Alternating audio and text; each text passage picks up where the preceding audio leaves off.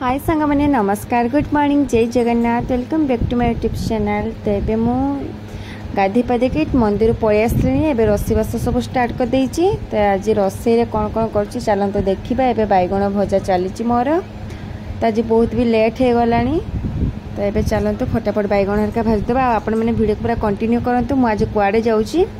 तो ये बैगण भजा चली टे नाले नाले नकले जमा भी टेस्ट लगे जमा मंजी है। ये आलू भर्ता करदेवी डाली करदेवी डाली छुंक है डाली छुंक हम। तापर ए इवनिंग रे घर प्रतिष्ठा था मामू आ माईंकर तो जाइए बापा सह चित्रड़ा। एवं पूजा चली समस्ते बस आई हेरका तो मामू माई बस पूजा कर। तो चलते किए आसको देखे दूसरी एटी जस्ट आरंभ है 3टा साढ़े 3टा पाखापाखि आम ए आसिक बाबा सामने पहुँचले। वर्षा तो मैंने प्रबल प्रबल हो वर्षा तो जहाँ कष्ट मष्ट आसिक पहुँची।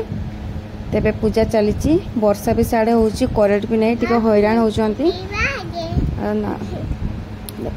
ये सब आई हेरका बस जड़े मौसी मौसा बापा समस्ते बस समस्ते माने गोटे जगार एकजुट हेल्ले बहुत ही खुशी लगे। तो आज मिनी ब्लॉग टी रखुची। नमस्कार जय जगन्नाथ।